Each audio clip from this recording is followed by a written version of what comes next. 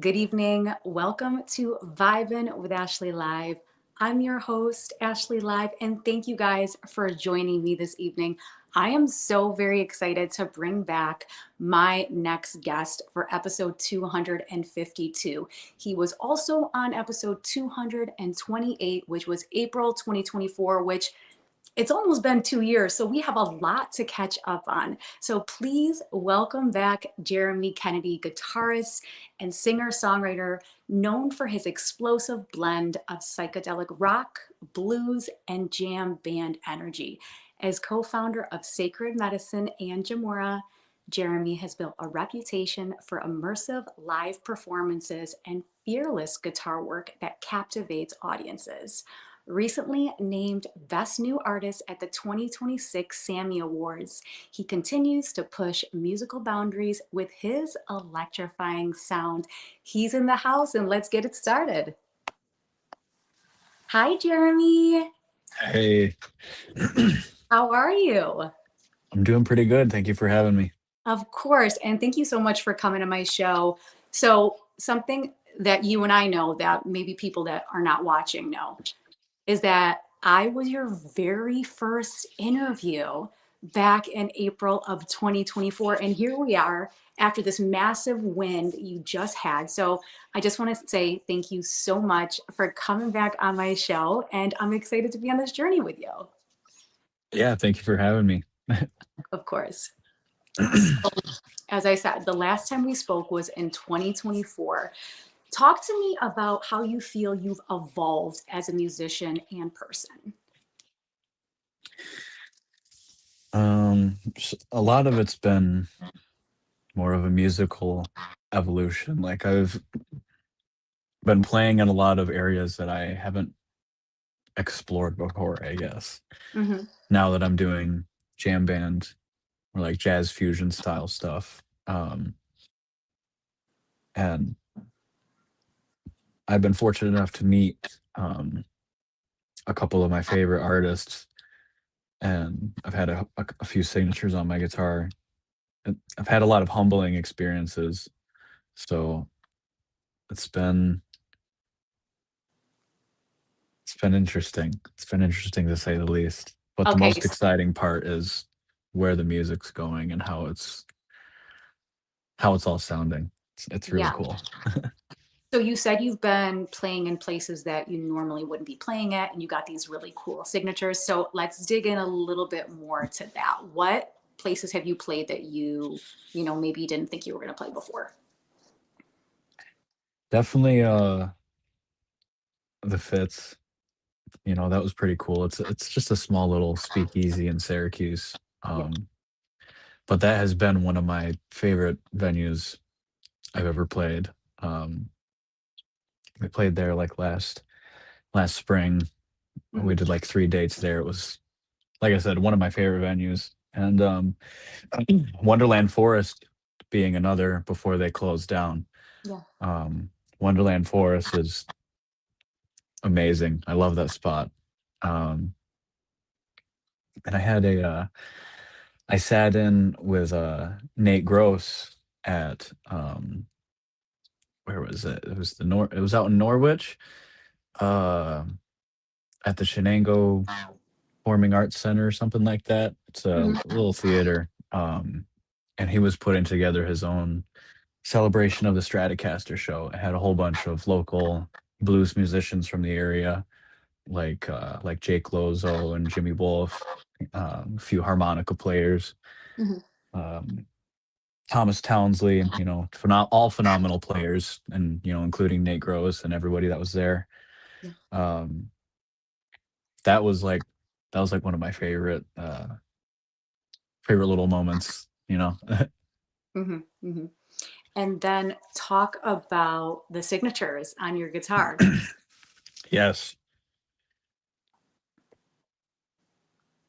So the one I get asked about the most is the really big signature, Yeah. right on the front of my guitar. I mean, they're all like right by each other on the pick guard. Uh, but there's this guitar player who I've I've looked up to for a while now.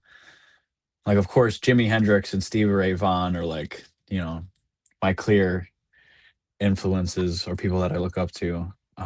But this guy, Philip Sace, man, he's like Jimi Hendrix and Stevie Ray Vaughan and his own thing. Hmm. Like, just it's amazing. I've seen him twice, and the first time I saw him was where I got my first signature on that guitar. Hmm. And like I said, he's like this fusion of like my favorite players and takes it to a whole nother level. And he's someone that I really aspire to play like. He just has this intensity and this way of going around the fretboard that I've never seen before, you know. And I try to recreate that energy with our live shows. Um, and another phenomenal guitar player, Eric Ailes. Uh, he's a left-handed player. He plays upside down, Hmm. which is just insane for that. And Rob Compa from Dopapod, another phenomenal guitar player. He's from Rochester, actually. Hmm. He's been nationally touring for a little while. He's in the jam band scene, very, very well known. Um, and finally, Robin Trower, which is another person I'm very like. I dig his stuff. I like his tone, his sound. I take a lot of inspiration from that. Hmm.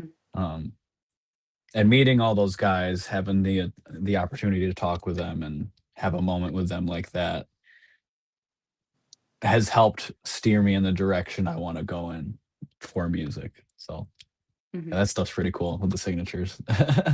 Yeah, I think it's cool that a lot of people that you idolize, you get these signatures, they give you some, words of wisdom, some encouragement. Like, it's got to be Absolutely. so amazing, as a fan of theirs to just be like, hey, I love you. I think you're great. Like, what advice do you have for me? Yeah, yeah. So, was there one piece of advice that, one of those guys gave you that was like, okay, I'm definitely going to like take this with me everywhere I go? Definitely from Rob Compa and Philip Sace. I'll start with Philip Sace first because um this wasn't in person, but like he posted something on his Instagram where he was like, ask me whatever, and he'll post the answer to it. Hmm. So I slid up and I forgot what I asked, but it was something uh, having to do with like maintaining your, who you are as a musician and how to evolve with that, how to grow as a musician, I guess. Hmm. And he posted an answer to it. It said, "Shine like the star you are. It's in your birthright uh, to step into who you are. So stay humble." And yeah, that was it was super cool. That stuck out to me for a while. Still does to this day. And for Rob, he just made like a small Instagram post that I saw that I do consider a lot while I'm playing. He said to just focus more on expressing yourself rather than, just playing notes and trying to make it all happen. Hmm. So that's kind of steered my brain from focusing on trying to make something happen to now I can kind of just let it happen, relax, and focus on just, the feeling of it and the groove. It's not, another great piece of advice. Yeah. And I think feeling the groove to anybody who has seen you perform live, Jeremy, you are on a different planet when you perform. When you said shine like the star you are, I've seen you multiple times in different venues, and there is something about your playing. It's kind of like, I don't know, it's like haunting, and it's just so amazing. I can't even explain that. Like taking us to another stratosphere, just being completely one with the guitar. And like you said, letting the groove take you where it takes you. So props to that, and for really like stepping into your truth and knowing who you are as an artist. Yeah, it took me a while, before I actually started to like think of these things all the time and apply it to my shows and just, songwriting and all that. Mhm. So you developed a style that you call sound sculpting. How would you describe that concept today compared to when you first started developing it? So when I first started it, I tried to approach it with the idea of almost like summoning another band member or like creating some musical entity or something, just like right from whatever I have. And the way I'll do that is by infiltrating a bunch of delays and looping stuff. So it's just this long, continuous, loop or whatever it is that I latch onto. Hmm. And um, I'll try to build this vibration with it. Um, and I'll do like multiple different layers of like different chords and voicing so that it just sounds like this big orchestra in the back of the band. It's super super cool. Yeah. Um, and when I was first figuring all that out, it was kind of just like it would be like this constant ringing sound, or like like I was looping all that. And Hmm. now that I have a bit figured out now, or I know what I want to do with it, I'm able to kind of just like catch on to certain sounds that don't sound natural, and I'll start looping all that to create some like super eerie, dark ambient spaces. It's super cool. Hmm. Yeah. And that is really cool because, like you said, you'll take a noise and then you just kind of like go off of it. And I mean, you could just be up there for like 15 minutes just going to town. Like I feel like that's where you shine the most is when you're just up there and it's you and the guitar.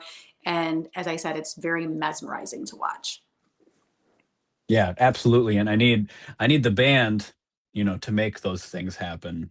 Definitely. Um, if I don't have Lenny, Charlie, or you know, my other guys, Andrew and Noah, if I don't have them backing me up, I can't do any of those things. Totally. That needs to be there to Hmm. keep it going as I build it.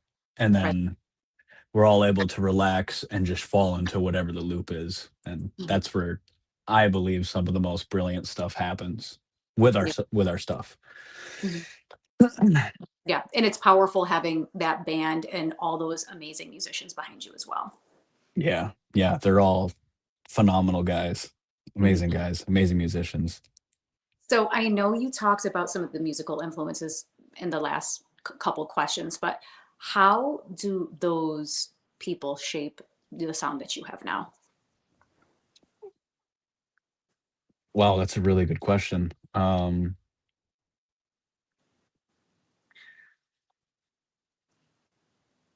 With Lenny and Charlie, they helped me maintain my blues roots and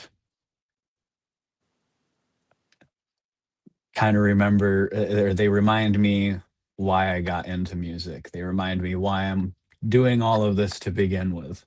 Hmm. And they're my people. They've been with me since day one, you know. Um, Charlie, he knows exactly what I want to do and how to back me up. And Lenny, he goes wherever I want to go, and Yeah. he's in for the ride. Yeah. But with Andrew and Noah in the second project I'm doing, Jamora, Hmm. it's um a lot more improv going on.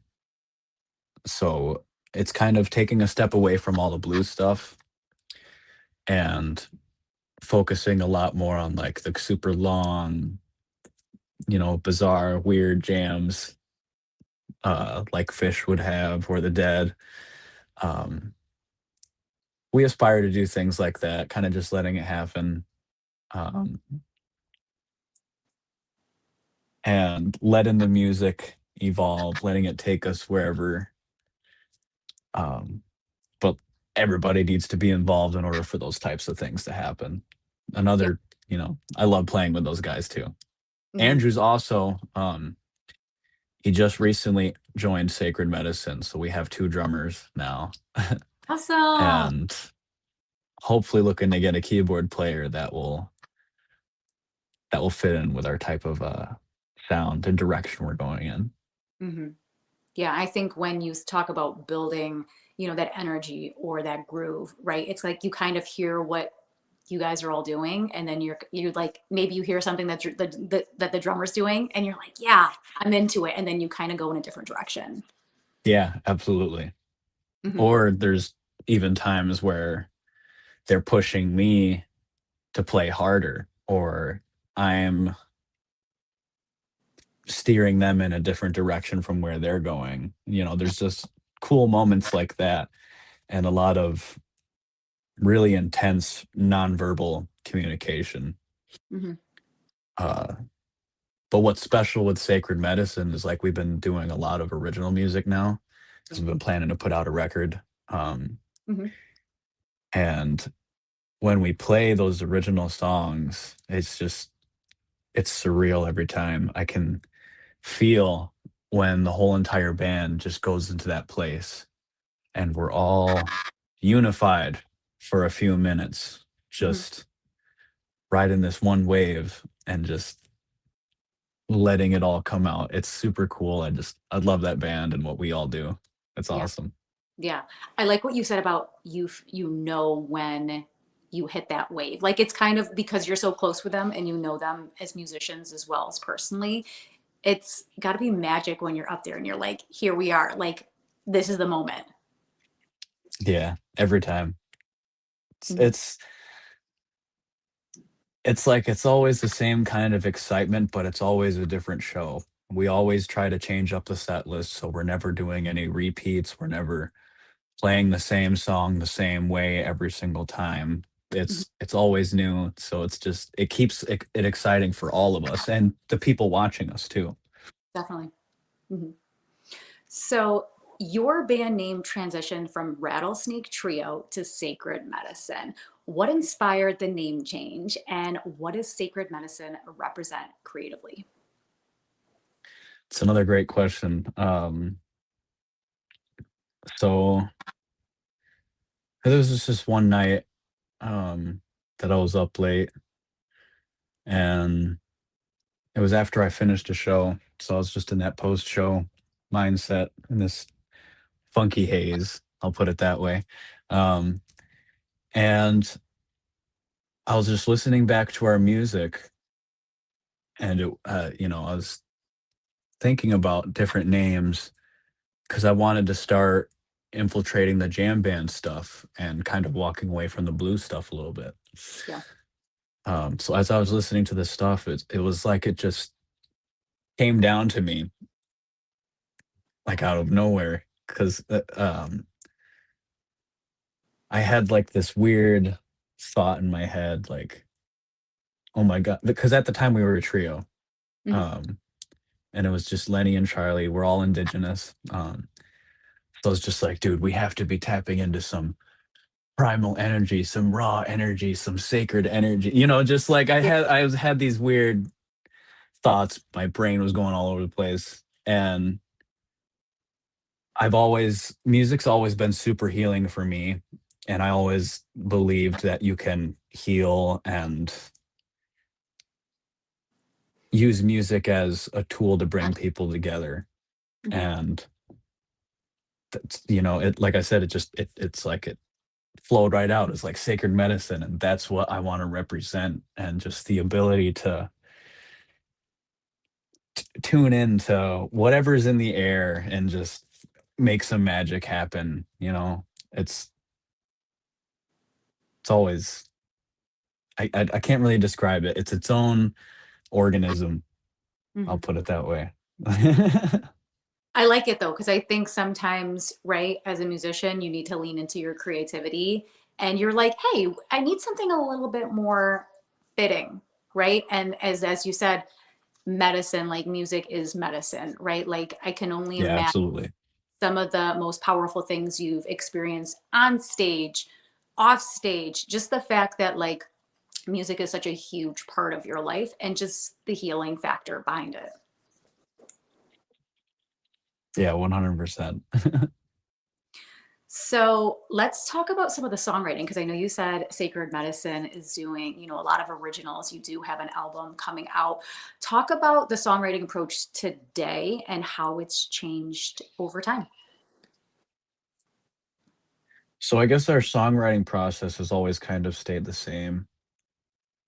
Uh, we always meet up twice a week Hmm. in Lenny's garage. He's got a wonderful little setup that we can just do everything. It's like a mock stage setup. And a lot of the stuff that we've wrote is kind of just like on the spot, like, guys, I think we should do something like this. And, one of, either Lenny will start playing something on the drums, or, Charlie will start playing a certain bass line, or whether I'm doing some weird thing on the guitar, somebody does something. And then the rest of us are like, all right, let's do it. Let's make something happen. And most of the changes come from Charlie. Um, like I'll have an idea on the guitar, and Charlie will hop right on it. He knows what to do. But then he'll also throw in his own changes and kind of, do a different set of chords or whatever, and it just evolves from there. Whatever we like, whatever we're all like, okay, yeah, that sounds like something. We'll Hmm. stick with that. Um, so it's kind of been our process, and if a song is good enough, or if it sounds like it needs it, we'll throw vocals onto it.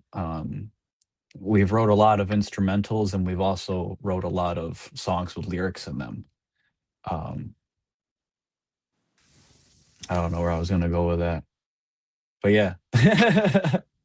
No worries, but I think it's cool that you kind of get together twice a week because that just shows how are and how you're always willing to practice, but always trying to write stuff. Like, do you feel like you write stuff twice a week, or is it just kind of like when it comes, it comes?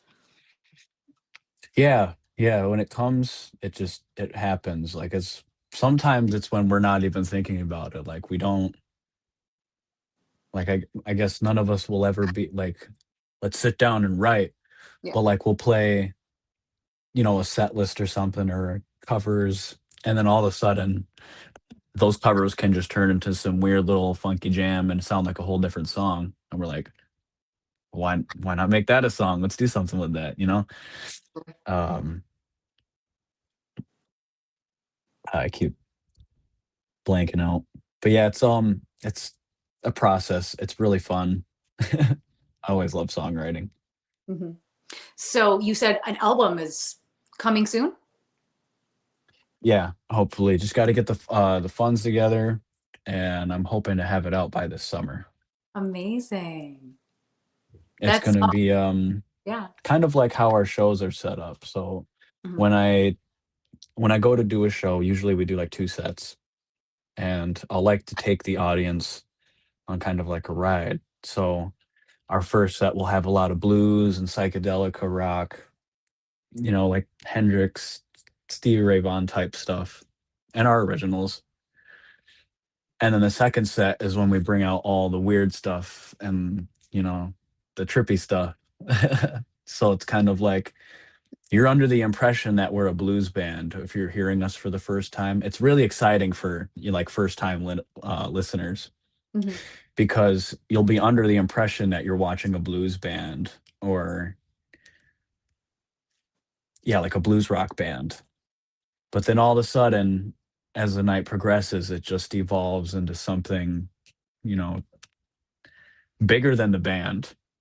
And like I said, in order for those big moments to happen, everybody has to be working together to create this one thing, you know?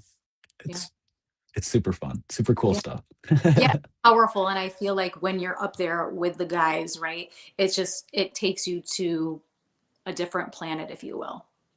Yeah, like I said, it'll turn into something that's just, like, way bigger than all of us, Hmm. and the music really just becomes like a meditation or a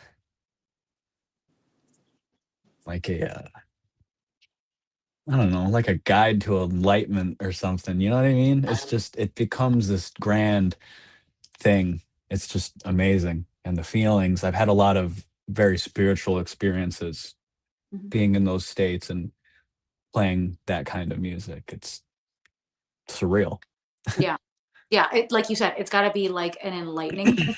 Can you talk about maybe one of the most like intense experiences that you've had?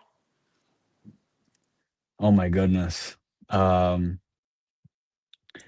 Definitely one of them was the Blues Fest, Yeah. just because of that stage and the setup. It was my first time, like, really playing something like that, Totally. and I felt like I manifested it because the year before, I went to the New York State Blues Festival. I went with one of my friends who's also, a blues player, but he doesn't play out or anything, um, and I was just like, "Wow, dude, like, I'm into this stuff. I wanna play this festival. I gotta I'm gonna play here soon. I'm gonna do it." And then, I start playing out, and it happened, and I just remember, like, getting ready to walk up on that stage, and I was just filled with, like, not like well, yeah, I was a little afraid. I was a little afraid because of, just the setup, Yeah. and but once I got up there and I started playing, it was like I felt right at home, It was amazing, and then looking out into the crowd and seeing some of my family and friends and some new faces, people that have never heard me or seen me before. It was a great experience. Um, but another one that I will absolutely never forget was the second time I'd say that the second and third time we played the Fits, but excuse me, specifically the second time, it was like March 7th of last year. And oh my God, we went into that second set. There was some mind altering stuff involved. And um, it was like our first time jamming in a live setting because, like, we would do it in the garage. And like, at this point, we were still blues band going in the jam band direction. Hmm. And like I said, this show, like, that was one of our first times we were really just jumping into it. And the second set comes, we went into this 45-minute jam. It was like 2 songs. And, oh my god, there was just this moment where I was looking at Charlie, and I look at Lenny, and we just it was like we were all just talking to each other and feeding off of each other, and we got to, like, this really dark, ambient kinda soundscape, and the whole entire bar was just dead quiet and just fully engaged with what the band was doing. And I've never felt something like that before. Like I did with the blues stuff, but not with this, Hmm. getting ambient and doing all this weird stuff. And it felt like I had everybody just right under my hand and like we were all just going on this journey together and like I was leading us there or something. It was the wildest experience I have ever had because I Hmm. could feel like how quiet the atmosphere was. All you could hear was just the sound of the instruments and nothing else. It was like you could hear a pin drop, It was insane. That was like I'll never forget that. Yeah. And it's got to be wild, right? Because you're on this journey and everyone, like, you're the captain of the ship, if you will, right? You said, like, everybody was silent. They're so, like, in this with you. But you're on this groove, right? And you're like, Yeah. 2 songs, 45 minutes, like, let's go. like, Yeah. like, that sounds so incredible. That was March of last year, you said? Yeah. Yeah. Amazing. And then our third time, I think, was like the middle of April of last year, so like a month after that show. And there was a little bit more people this time. And dude, just after every song, like the whole entire place just oh my god. Never had a crowd crazier than the Fits. That was like our third time was like another really good one because it was like they knew the music with, even though I would assume they just never heard the band before, Mhm. they would catch on to the changes and, clap, cheer right after we do some wild change up. And like I said, every song they were just roaring, man. Oh my God. It was amazing. Yeah. So to go from everyone's quiet in the room to the third show being like everyone's screaming, having a blast, like it's like a form of control you have over the audience. Yeah. I feel like when we're playing like that, I'm almost like not me and the band are providing a I cannot find the words for it, but we're providing an experience, Mhm. an experience that you can't get anywhere else unless you're seeing the band, watching it happen in front of you. It's definitely an experience. Guys, if you haven't already, if you haven't seen Jeremy with his bands, it is a full blown experience. I remember the first time I saw you, somebody had taken a video of you at the Maplewood, and I was like, whoa, I've never seen anything like you before.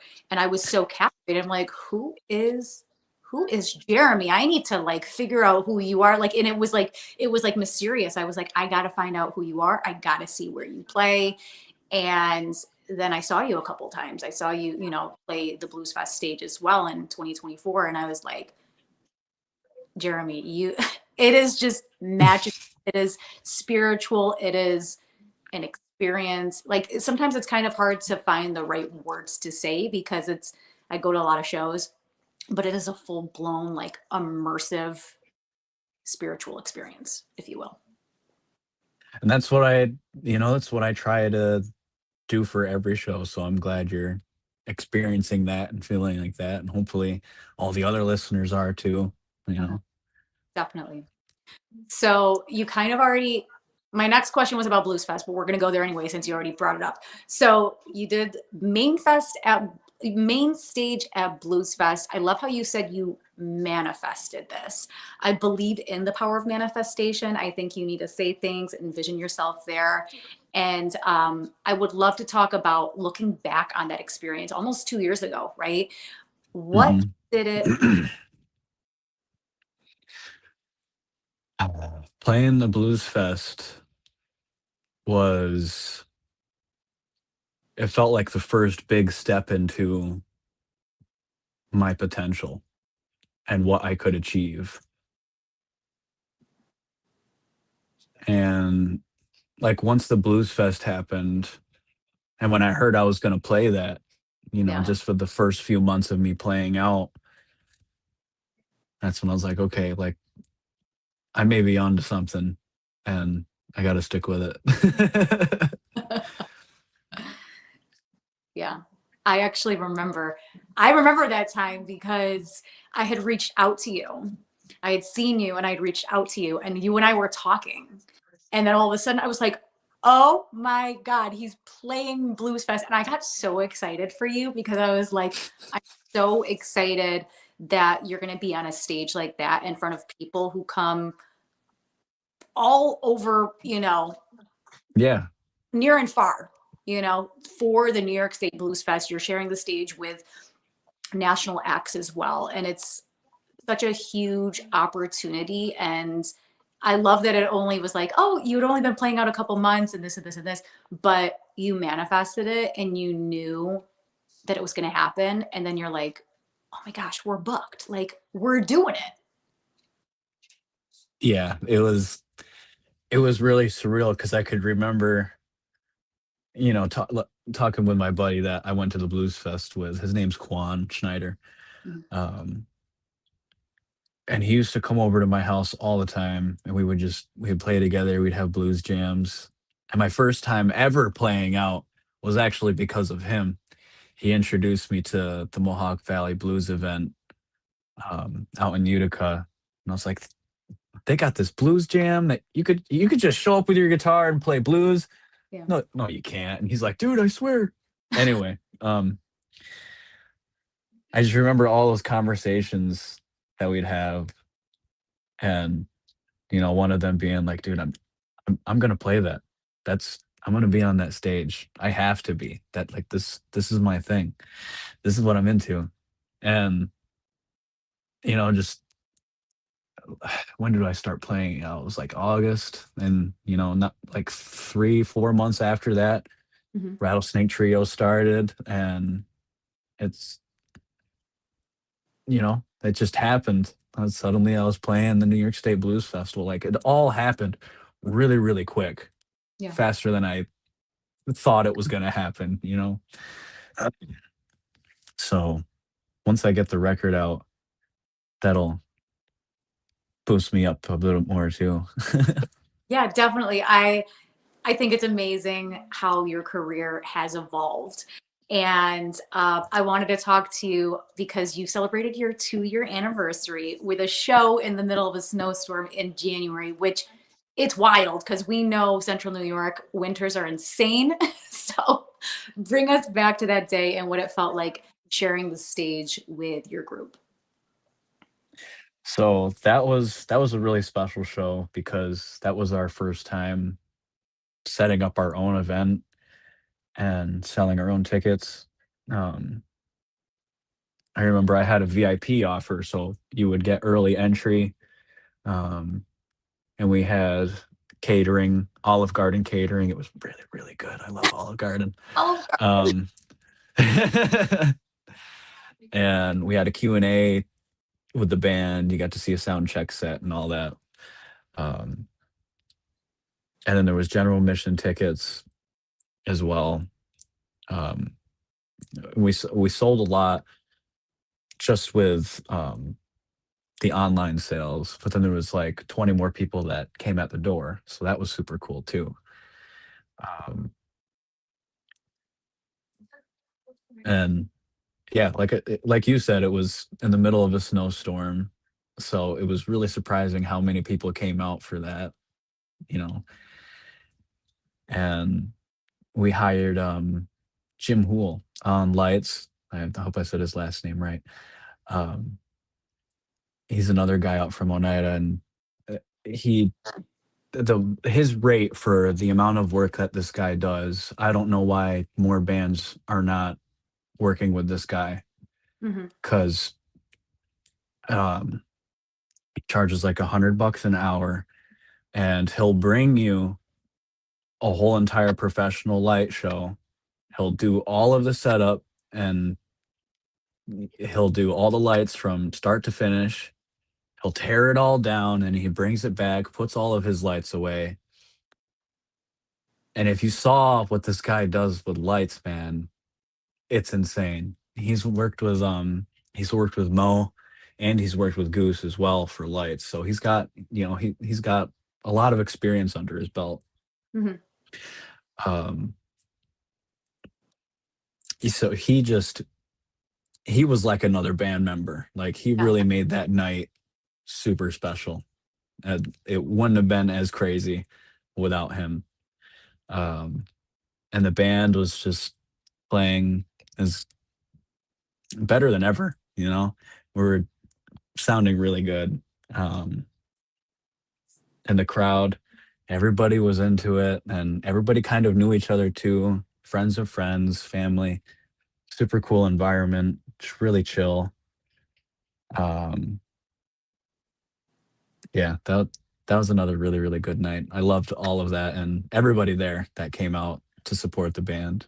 It was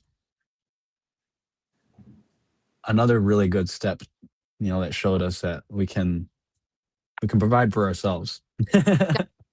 And I think it's so important to celebrate those milestones, right? And it's like, oh, you did Fits and you did Blues Fest in 2 years. And it's like so important on the musical journey to kind of step back and be like, oh my gosh, we did this. And like, we did this and we did this.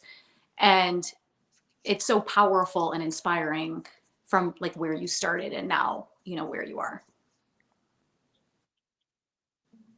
Yeah, it's really been a journey. It's only So just starting though. I feel like it's only just starting. So a few weeks ago, you won Best New Artist at the Sammy Awards. This is such a massive milestone. Congrats. When I heard that you Thank were you. winning this award, I was like, yes, I was so excited for you when I heard this. Talk to me a little bit about that. What did receiving that recognition mean to you? Oh my goodness. I couldn't even like really find words. Mhm. Uh, like I was saying previously, it was just a big step towards what I want to do, what I want to accomplish, and showing,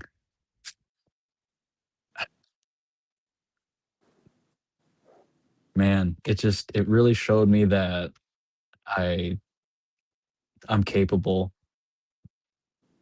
and I can make it happen. I guess. Um, it was just the beginning to, my long musical journey. Mhm. So I guess like you're up there, you're on that stage, you're receiving that award, you're in front of all your peers in the industry. What are you feeling in that moment? I had a little bit of that stage fright, but it was nothing that I'm not familiar with. Yeah. Um, and I walked up, I just started with thanking my family and my friends and all the support that I've had. And I quoted Philip Sace's advice to me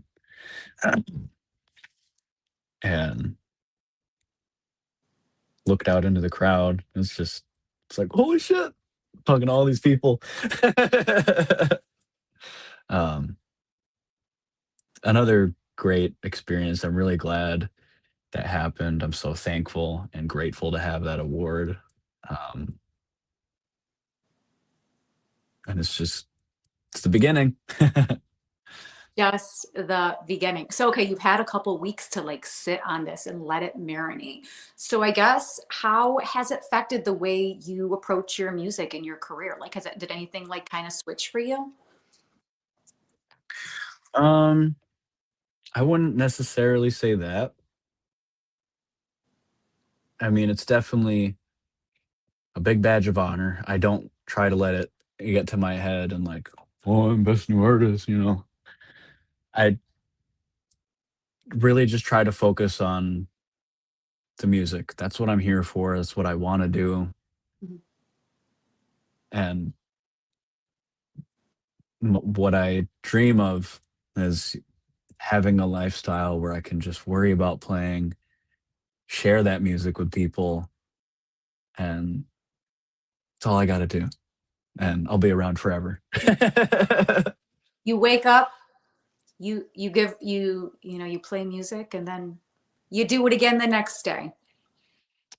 That's the dream. And I feel like you're so close to that. And do you manifest other things as well in your life? Another great question. I guess there was a brief period where I wasn't really manifesting. I guess you could say I was. Mhm. Um, but last last spring, so like a little bit after this fit show or during that time period. Um, I just did a lot of steps towards, taking better care of my health, and that allowed me to focus more on music and accomplish what I want, get what I want out of the music and my playing as well. Mhm. Um, and I remember like when I started making those decisions, it was like some of the things that I wanted out of my playing and the music just got handed right to me. Like, all right, well, if you're gonna do all that for yourself, here's all this. Take that. That's what it felt like happened. Um, because just I noticed that my playing just astronomically like got way better, within like a 4 month time period around that time. Mhm. Um, and I just didn't think I would be playing like how I still do, at the time. It was really cool. So it's kind of like being an athlete, right? If you will, because you want to train yourself in a way where you can perform at like the top level. Yeah, absolutely. So I guess talk a little bit more about some of those changes that you did and like why it was better for you. So one of them was changing my diet. I mean, I'm kind of lacking a bit now. But I really tried to just stay away from like super processed foods and like really high sugary just junk that you don't really need. And oh my God, I just felt amazing. When you just, at first, you feel really groggy cutting all that stuff out. But after like the first week, I noticed how much clearer my thinking was. The brain fog was just gone. And I started using the gym. Um, and I made more time for music. So like as soon as I would get home, or if I had an idea, I would go do it right then and there. Or if I just got in a weird little funk and I had like some negative thoughts going on, I'd be like, all right, well, why don't I just put it here? You know, Yeah. um, Making those changes gave me what I wanted out of myself and music. Mhm. Thank you for sharing that because, right, diet, what you put in your body, I mean, it really matters. I don't know if people understand that. Like, for instance, like if you drink a lot of soda and you eat a lot of pizza, like it tastes great, but you don't feel really good after it. And also the gym. Yeah. The gym is one of those things. It's so good for your physical, but I feel a lot of people go to the gym for your mental because it's just kind of like, I just have something going on in my head. I just gotta get it out, Hmm. right? Yeah. It gave me, another outlet other than music. Um, because like I started to get to like this weird little funk where I was kind of just associating a lot of smoking and doing other stuff Yeah. with music. Mhm. And I didn't really want that to be my outcome, or, like how I wanted to be as a musician.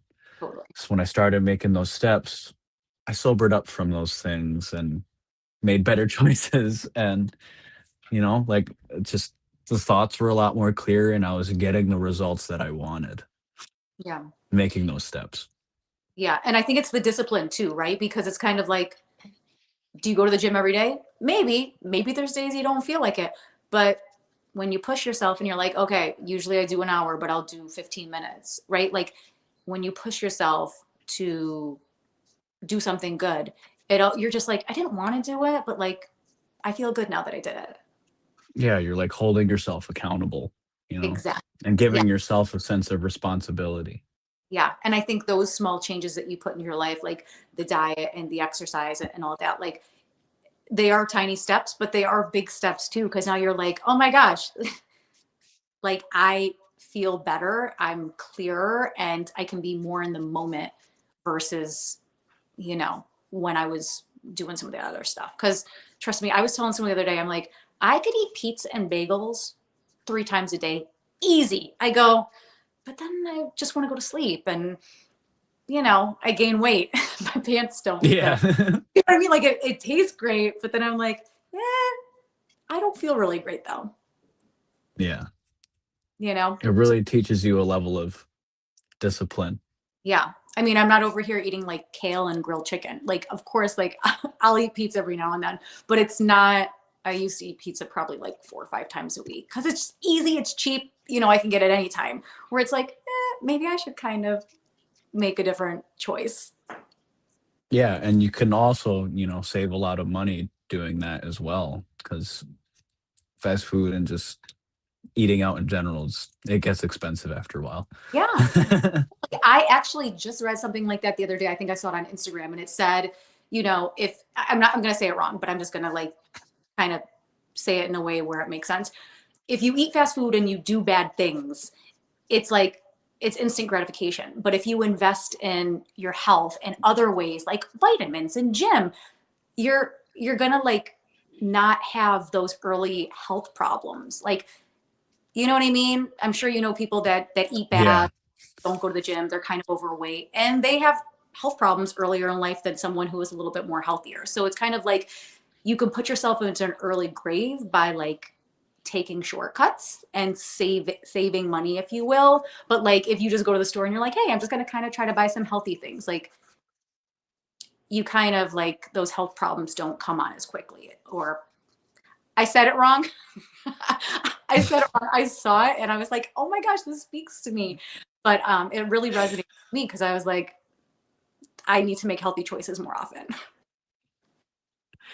Yeah, yeah. I mean, everybody does, especially now. It's so hard because there's so many distractions. So it's best to kind of just choose devotion over distraction. Yeah. Like try to like be like, Ashley, you can eat pizza, just not 5 times a week, maybe once a week, maybe once every other week. And then I'm like, okay, cool, fine. Just Yeah. not all the time. So I would like to talk. My final question is what's up next for you and your groups? um, what's super exciting for Jamora is we're going to be playing out in New York City next weekend at Wait, this place called the Theater Row. wait, where is this? And why didn't you tell me this? I'm in New York City. Well, this was like super like out of nowhere. I got this message on Facebook um, about this Native American artist thing. I apologize. I really need to like look into it a bit more. Oh, no, no. Um, but yeah, we're playing uh next Saturday or this coming Saturday. Sorry, next Saturday. It's next Saturday at the Theater Row. Um, and we're gonna have like a small 45-minute set. Um, and for Sacred Medicine, we're gonna have a record coming out soon. Hopefully we'll get that happening. And hopefully I can get Jamora out on the road a bit more. Um, a lot of gigs have been going towards Sacred Medicine, so I'm looking towards getting Jamora about out a bit more because I want people to see that I'm more than just a blues guitarist. I could Yeah. do a lot more than that. There's so much that you can do. And yeah, think, yeah, your thing with sacred medicine is good. And getting people more familiar with Jamora. That's really cool. Awesome. Well, Jeremy, that's all the time that we have this evening. But before I let you guys go, any final words for the room? um, let's see. See if I could come up with something good. Um,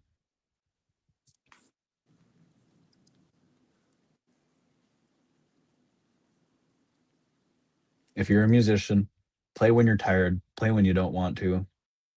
Just always be playing and don't stop. And it'll take you somewhere. It'll take you where you want to go. Love that. um, Mic that drop. goes for everyone else. You know, if you have like a goal in mind, if you have something that you're working towards, just keep doing it no matter how you're feeling, and the results will come. Yeah. You got to put those hours in because you love it. Just it's just you got to do those reps. Yeah. Yeah, I mean, absolutely. so Jeremy, for the beautiful people watching right now, this is their first time seeing you. Where can they follow you? How can they support you? Um, Sacred Medicine and Jamora have Facebook and Instagram. Sacred Medicine has a YouTube channel. We only have a couple videos on there. One of them, I did all the mixing for the audio. Like we have this little remastered um, instrumental, actually from that night at the Fits that I was talking about. Amazing. Um, so it's just like a 20-minute video of us, going into that jam that I was talking about, where all that those wild feelings came. Um, so that's a cool video to check out. If people just want to see what that was about. Awesome. And guys, that's all the time that we have for this evening. But guys, if you're new here, I'm Ashley Live. This is Vibe with Ashley Live. This is Jeremy Kennedy. He's amazing. Follow him. See the show in New York City. Sacred Medicine is coming out with an album. You said around this summer or so. Yeah, hopefully by the summer. Amazing, Jeremy. Thank you so much for coming on my show. Congrats on the Thank you Sam. for having me. Yes, and thank you for agreeing to come back on the show. You're amazing. And guys, have a great night. We'll see you next time. Bye bye. Thank you.